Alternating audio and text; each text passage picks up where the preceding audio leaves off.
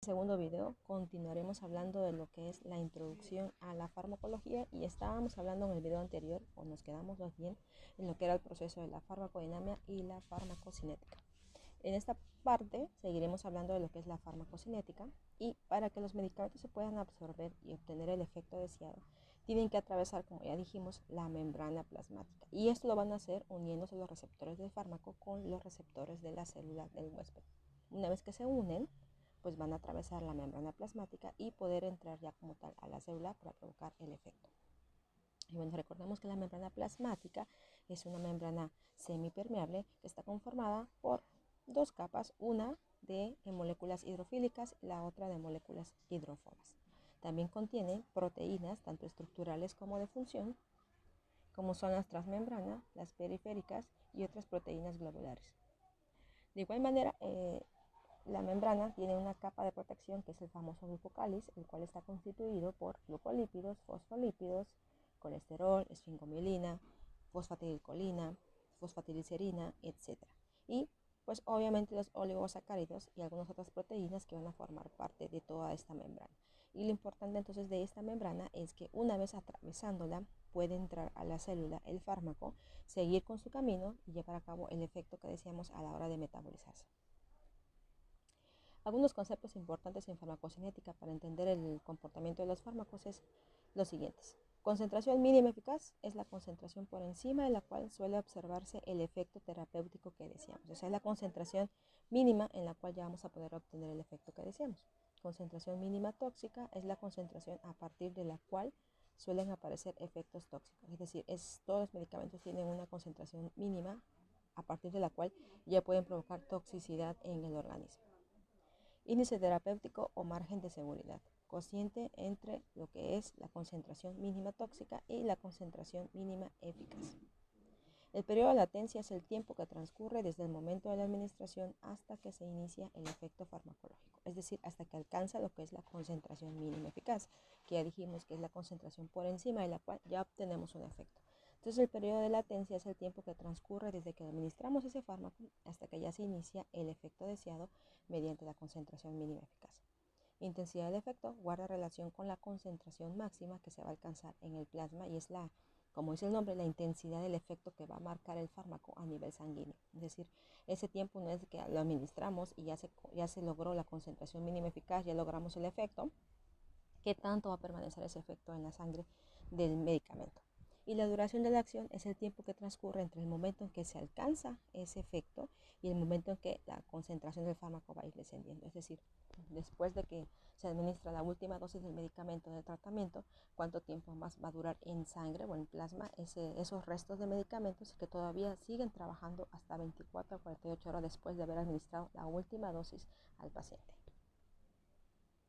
En relación a la absorción, tenemos que esta estudia la entrada de los fármacos en el organismo desde el lugar donde se depositan cuando se administran.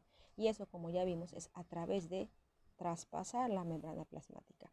Y bueno, recordemos que para poder atravesarla también se necesita como un tipo de transporte o taxi para llevar esas moléculas. Y ese transporte se va a dividir en transporte pasivo y transporte activo. Recordemos que el pasivo deriva de que no necesitamos energía para llevar a cabo estos procesos y se va a dividir en difusión simple y difusión facilitada. La difusión simple es aquella que va a atravesar las moléculas por gravedad. La difusión facilitada lo va a atravesar igual sin energía, pero va a utilizar algún ayudante, como en este caso un canal o una proteína transportadora, que de igual manera no van a utilizar energía, pero van a ser como una rampa para que se deslice con mayor facilidad la molécula al otro lado de la membrana. Y el transporte activo, donde definitivamente vamos a utilizar energía en forma de ATP para poder pasar las moléculas de un lado a otro. Y estas moléculas van a utilizar estos tipos de transporte de acuerdo a su tamaño. Si son pequeñas, van a utilizar un proceso pasivo. Si son moléculas medianas, utilizarán mediante proteínas o sistemas transportadores, ya sea la difusión facilitada principalmente, porque van a utilizar proteínas o canales. Y las moléculas grandes definitivamente van a utilizar exocitosis o endocitosis, y a su vez recordemos que la endocitosis se va a dividir en lo que es la fagocitosis, pinocitosis y la transitosis. Y aquí tenemos una tablita donde vienen los diferentes procesos que acabamos de mencionar ahorita. Es muy importante recordar que si es una molécula pequeña, va a utilizar un proceso pasivo, cualquiera de estos tres. Generalmente ocupan la difusión simple. Si es una molécula mediana, utilizarán la difusión facilitada o también podrían utilizar el transporte activo. Y si son moléculas muy grandes, la exocitosis y la endocitosis. La endocitosis ya dijimos que se va a dividir en tres, y de estas la fagocitosis pues obviamente tiene que ver con los macrófagos que van a engullir las bacterias y la van a meter al interior de la célula. La pinocitosis se encarga de transportar líquidos adentro de la membrana, y la transitosis se encarga del movimiento de partículas de un lado a otro, pero dentro de un vaso sanguíneo. Y aquí tenemos de nuevo los procesos. Los pasivos, pues es la filtración a través de poros o canales acuosos, también denominados acuaporinas, que van a pasar, pues como dice su nombre, más prácticamente agua. La difusión pasiva, que es la más utilizada, ¿sale? Porque pues no se ocupa energía, como vimos, es la más fácil de pasar, nada más por gravedad, utilizando el gradiente electroquímico, ¿no? El transporte especializado, en el cual se utiliza una difusión facilitada, que sigue siendo un transporte pasivo, no ocupa energía, pero se ayuda, como dijimos, de un canal o de una proteína o de una enzima para pasar. Y el transporte activo, a su vez, que pues obviamente utiliza energía, y el ejemplo más importante es la bomba de sodio-potasio. Y otros sistemas de transporte, pues ya dijimos, endocitosis y exocitosis. También está la utilización de ionóforos, que son moléculas hidrófobas, y la utilización de liposomas en forma de fosfolípidos. Pero de estos los más ocupados son la endocitosis y la exocitosis. En el transporte especializado se utilizan más estas dos, la facilitada y el transporte activo. Y dentro de los procesos pasivos lo más ocupado es la difusión pasiva directa, pero también podríamos utilizar los acuaporinas o canales acuosos.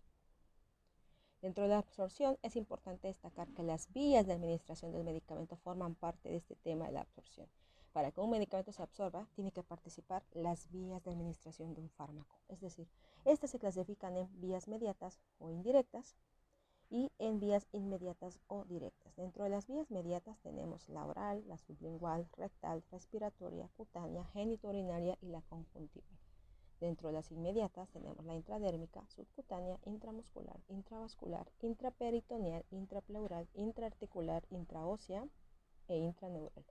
Las que están en color negrito son las que se ocupan más, y estas pues tienen que ver con lo que es la capacidad de absorción y biodisponibilidad que va a tener el medicamento. Dentro de las mediatas, la más utilizada es la oral, puesto que es la más económica, la más accesible, pero desafortunadamente es la que tiene menos efecto beneficioso, debido a que dentro de sus desventajas es de que el efecto tarda mucho para que logremos verlo, y aparte, como es vía oral, va a pasar por el hígado. Antes de llegar al hígado va a pasar por el estómago, y entonces los ácidos gástricos van a descomponer ese medicamento, lo van a fragmentar, va a llegar muy poquito al hígado y ahí todavía se va a volver a metabolizar, y entonces realmente la sustancia que estamos o que está llegando directamente al sitio de acción va a ser muy poquita.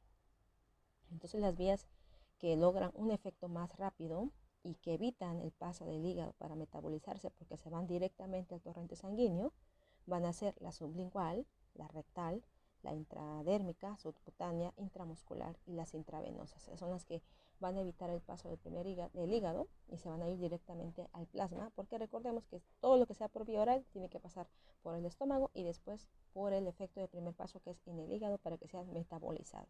Entonces de ahí va a ir perdiendo su efectividad. Entonces todas tienen ventajas y desventajas, pero definitivamente las más ocupadas en casa pues son la vía oral, y las más ocupadas en el hospital van a ser todas las que sean intramuscular, subcutánea, intravenosa principalmente, ¿no?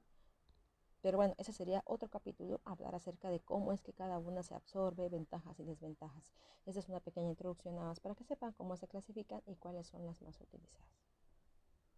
Y aquí vemos que de acuerdo a la absorción, pues como dijimos, la vía oral va a ser la que se va a ir directamente a lo que es el tubo digestivo, va a pasar por el estómago, tiene que pasar lo que es todos los ataques del ácido gástrico, y de ahí pasar por el hígado para que se metabolice mediante el citocromo P450 y todas las familias de CYP, y de ahí se forma el metabolito que ya se va a ir directamente al torrente sanguíneo, y entonces ya va a llegar al sitio de acción y después se va a eliminar el resto.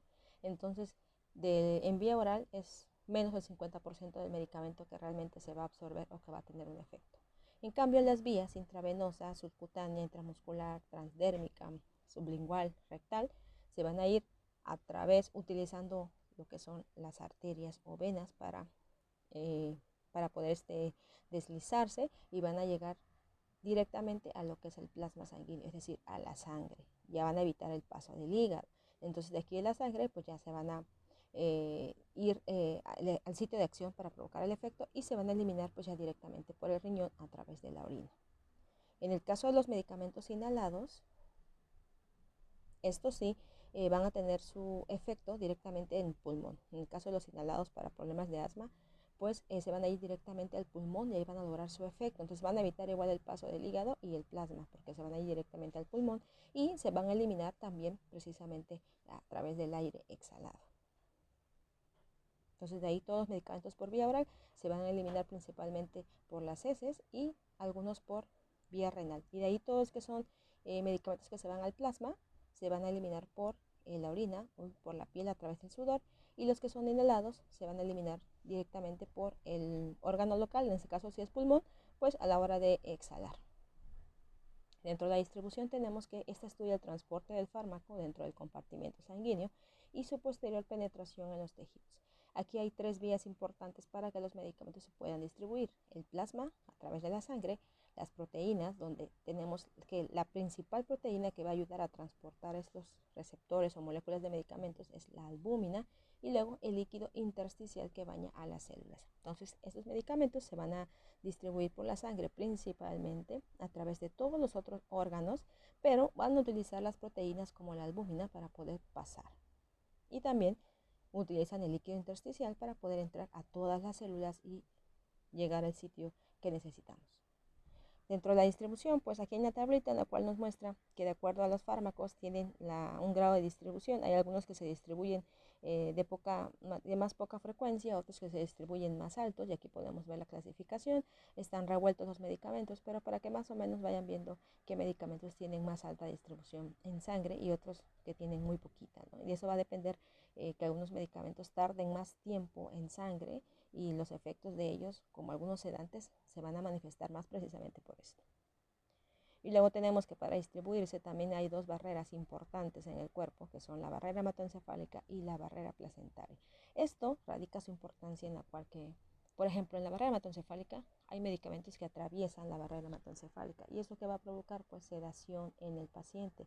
Un caso muy sencillo son los antihistamínicos. En el caso de la loratadina y la clorfenamina, tenemos que los 2 antihistamínicos, uno de los 2 nos da más sueño, y esa es la famosa clorfenamina. Bueno, la razón por la cual la clorfenamina da más sueño que la loratadina es precisamente porque la clorfenamina sí atraviesa la barrera hematoencefálica y uno de sus efectos es la sedación o el sueño. En cambio, la loratadina no atraviesa la barrera hematoencefálica, por eso se prefiere en niños como antihistamínico ideal. En el caso de la barrera placentaria, pues eso ya sabemos también, hay muchos medicamentos que atraviesan la barrera placentaria y eso va a ocasionar que pues el medicamento llegue a torrente sanguíneo del feto, del bebé, y le pueda provocar efectos. Así como también hay medicamentos que se distribuyen por la leche en muy poca cantidad, también hay medicamentos que tienen como efecto traspasar la barrera placentaria y pudieran provocar efectos nocivos en el producto.